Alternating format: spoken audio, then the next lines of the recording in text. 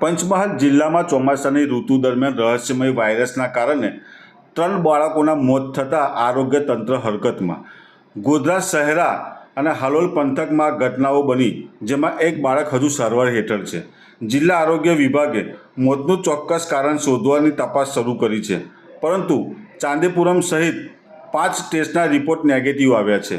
આથી ICMR પાંડુચેરીની team Godhra પહોંચી અને ગ્રામ્ય વિસ્તારોમાં વિગતવાર તપાસ શરૂ કરી છે.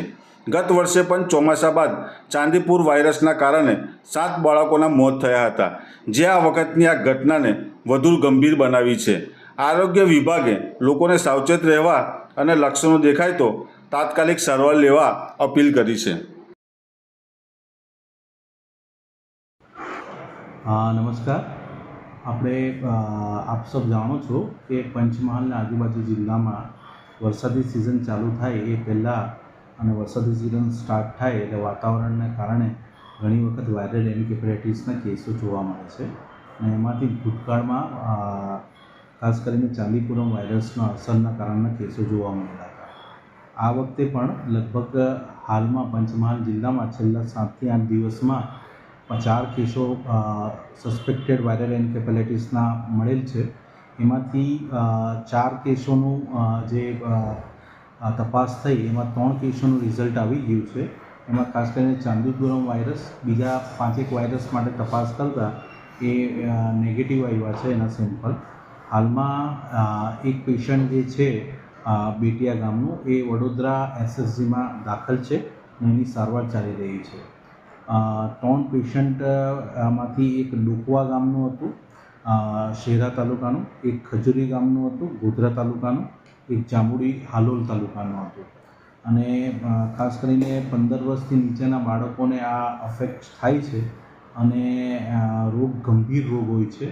અને એમાં ખાસ કરીને હાઈ ગ્રેડ ફીવર એટલે તાવ ઊંચો આવીને કન્વલ્ઝન એટલે ખેંચ આવતી હોય છે અને બાળકોનું જીવલેણ રોગ હોય છે.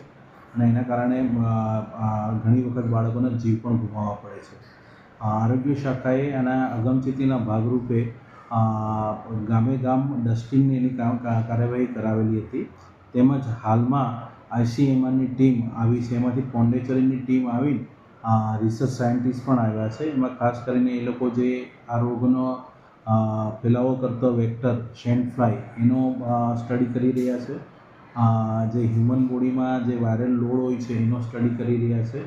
અને જે અફેક્ટેડ PSC છે ત્યાં જઈને ટીમ દ્વારા એ લોકો સ્ટડીને એ કરી રહ્યા છે.